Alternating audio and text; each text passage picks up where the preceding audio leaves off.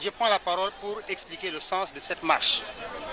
Alors, les parents de Koubalan avaient rencontré en son temps les monseigneur Mexan Koli pour négocier l'implantation de l'ICAO à Koubalan. Et chose faite, il y a eu beaucoup de petits problèmes, mais les gens ont été tellement diplomatiques qu'ils ont réussi à s'entendre sur quelque chose de bien et qui a abouti à l'implantation de l'ICAO. Ces temps-ci, c'est normal, hein, un groupe d'individus de Koubalan, un petit groupe de jeunes, a fait une marche, 2 marches je veux dire, pour dire qu'ils ne sont pas d'accord sur l'implantation de l'ICAO. Mais c'est venu d'où?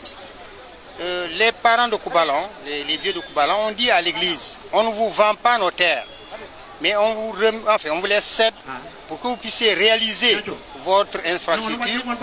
Ça va vous servir, mais ça va également servir Koubalan et le Kalounaï.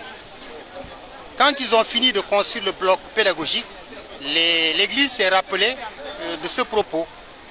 Alors, pour matérialiser cela, on a pensé à écrire un protocole. Et c'est là le début des histoires, des tiraillements.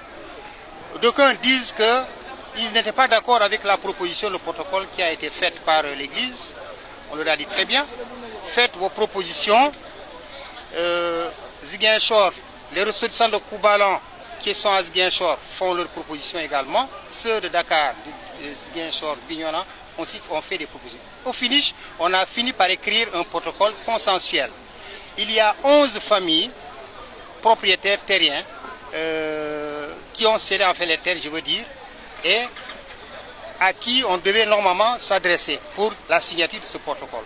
Mais nous avons dit que quand on faisait des négociations, il y avait un bon nombre d'individus dans les familles qui n'étaient pas présentes aux réunions.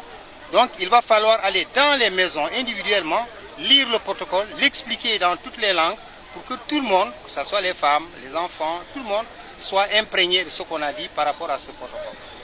Ainsi, 9 familles ont signé ce protocole et 2 sont restés un peu en rade parce qu'ils n'avaient pas bien compris ce qu'on s'était en train de dire.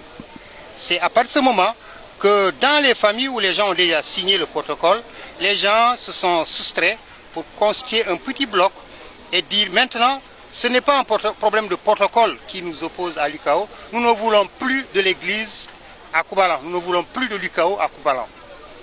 Alors, c'est trop tard. Après un si lourd investissement, nous ne pouvons pas comprendre que le groupe dise à l'église de s'en aller.